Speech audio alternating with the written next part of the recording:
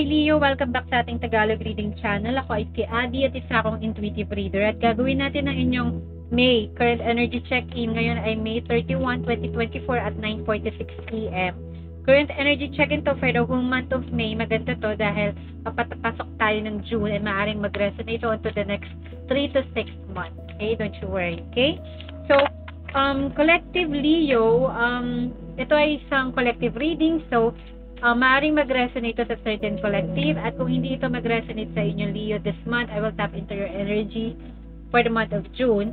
Sa mga new viewers natin, welcome po sa ating Tagalog reading channel. Sa mga current subscribers, maraming salamat po sa pakikinig na inyong mga monthly Tagalog readings. Alright?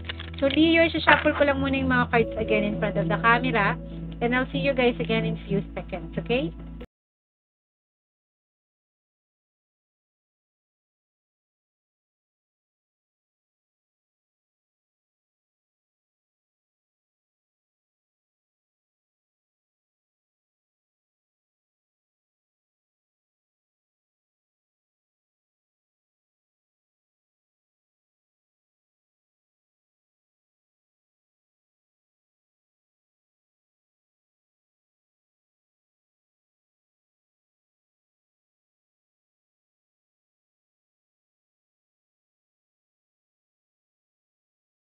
Hi again, Leo. So, ikakat lang natin ng cards into 3.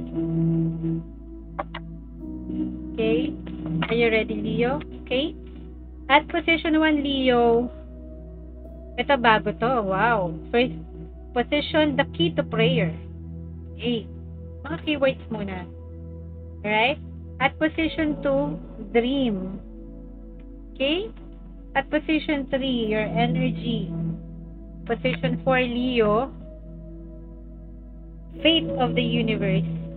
At position 5, Leo, praying again. So may pray and pray na dito. At position 6, meron na namang universe energy yung ito. And then at the center, ito, bago to. Wow! Ngayon lang itong cards na to lumabas. Ito, saka to. Yeah, yung dalawang to. I think so. Mindful moment. Okay, let's begin, Leo. No? Na-excite ako kasi yung iba dito bagong cards. Sabi dito, sa position 1, yung kailangan mong i-release, meaning yung i-let go or bagay na matagal mo nang hinuhold back na finally kailangan mo nang ipakita or i-unleash. Okay? The key to prayer is to forget what I think I need. Alright, so sinasabi dito, maybe we're doing the spiritual work, Leo. Pero ang sinasabi rin dito na pray from your heart, no? Why do we need to pray? Is it because we're asking something lang ba? Or is it because we felt like we're spiritually guided to pray daily? Okay? Some people, they pray because they needed something and then they forget about it later on. And some people, they continue praying even if it's not granted because they keep on believing. So which one are you there, Leo? Yun ang sinasabi dito. Okay? So baka kailangan nating i-release dito is yung we're praying or we're doing spiritual work because we just feel like it's needed. We just need something. Okay? It's not because we're dedicated to do it because it's what we are, no, as a person that parang spiritually. Okay? I hope it makes sense. More like an advice. Okay? So it's either you release that kind of parang mentality because prayer is not just meant para to answer our prayers, no? We also have to do the work, no? To make things happen. Some people, they pray but they lack the work. You know, remember yung may verse sa Bible na faith without good deeds is quite dead. Diba? We need action also. Yun eh. Some people, they just rely their life 100% through prayer but they lack the action. Or maybe we are praying the wrong way, so we should start praying the right way, not just because, you know, we felt strongly connected and we have a good relationship with our Creator, whatever your belief system is. Okay? Now, at position 2, kailangan mo ipagpatuloy, I am the dreamer of my dream. So, continue dreaming kasi no one will dream for you. Okay? Yun ang sinasabi dito. Okay? Ikaw lang ang makakagawa niyan. Okay? Ng reality. yung mga gusto mong mangyari sa buhay mo, no one can do it for you except you.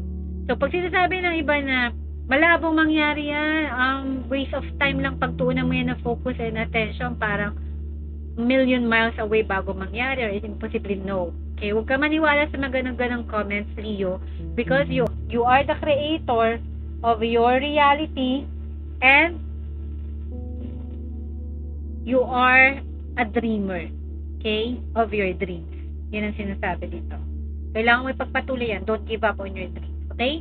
At position 3 sa manifestation position, your energy creates your reality. My energy creates my reality. What I focus on is what I focus on is what I will manifest.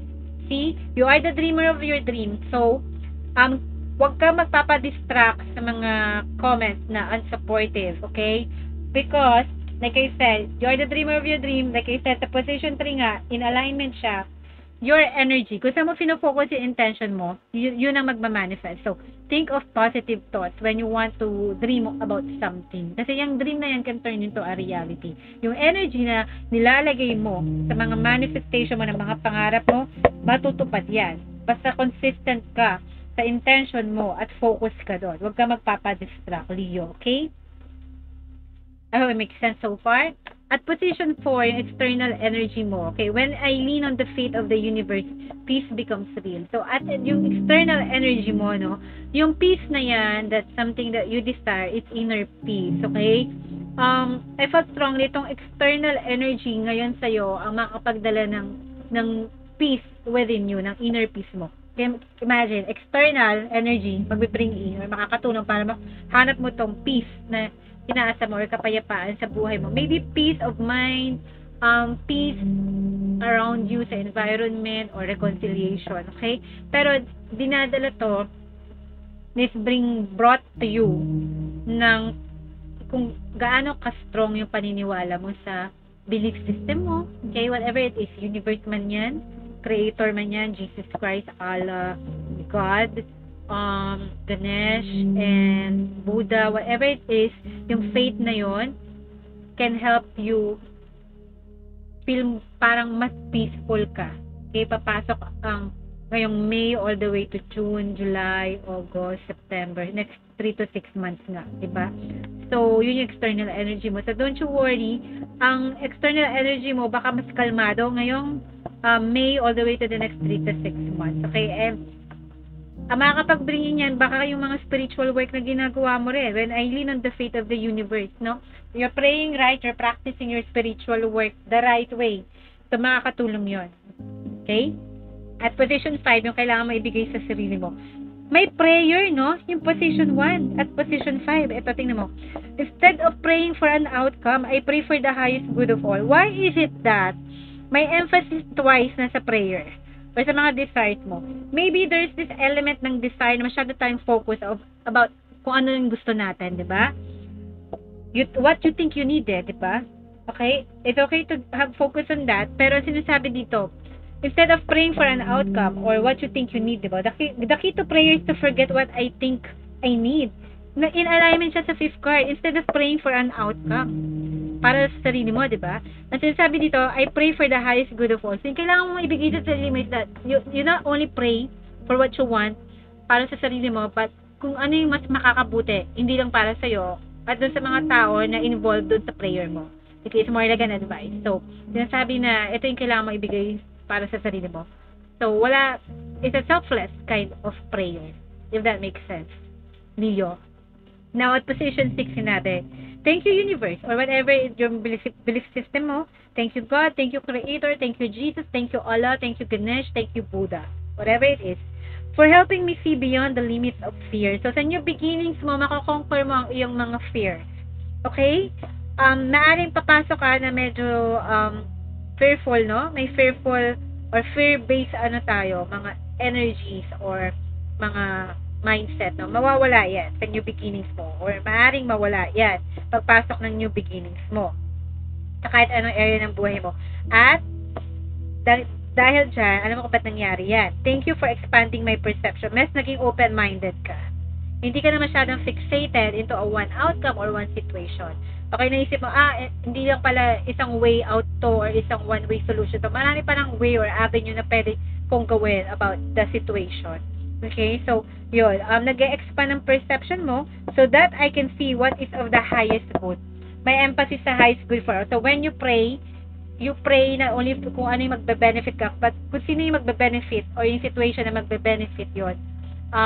Pray for everyone or for every situation na involve yung mga tao rin doon sa situation na yun. Okay? Pray for what will be good not only for yourself but doon sa mga taong involved or situation. Okay? So that you can see what's the highest good. So, may shift sa perception mo ngayon about that. Okay? So, hindi ka na nag-ooperate sa fear-based mindset mo. Maybe you're doing that in the past dahil medyo may fear tayo, may anxiety and worries. But not anymore. Detach ka na doon. Ngayon, at the center, no, bago to, first time lumabas to, itong card na to, sa reading na to so far, marami na ako nagawa. Nasa na ako pag 7 na yata. I know. I think so. Nasa pang 9 na yata. So, I create mindful moments throughout the day, reminding myself that I am loved and miracles are natural. So, ang dapat mong matutunan or baka natutunan mo recently is that you are loved. Okay? Number 1. Okay. Ang love na yan maaaring maggaling kahit saang tao, kahit saang sitwasyon. So, may magpaparamdam sa'yo na importante ka at mahal ka nila. Family, friends, relationship mo ngayon, or even colleagues, may appreciation sa'yo. And may mga mangyayaring miracles. Maniniwala ka sa miracles dahil may shift. Ito yung mga unexpected turn of events na turn out to be a blessing. Okay, yun yung natutunan mo dyan. To believe na may nagmamahal sa'yo at may miracle. Okay? And throughout the day, ang lesson mo is that yung within the day, no, you have to be parang aware sa thought mo, no? May awareness ka. Okay? Create mindful moments. May awareness ka daily. Okay? And positive affirmation that you are loved at expect a miracle all the time, Leo. Okay? So, sana nag-resonate kayo sa current energy check-in nyo. Natapos tong reading na to at 9:58 p.m. May 31, 2024 current energy check-in. Maaring mag-resonate to, like I said, on to the next 3 to 6 months. So, if it doesn't resonate with you, Leo, I will tap into your energy next time. Take care. God bless and mahal ko kayo. Bye!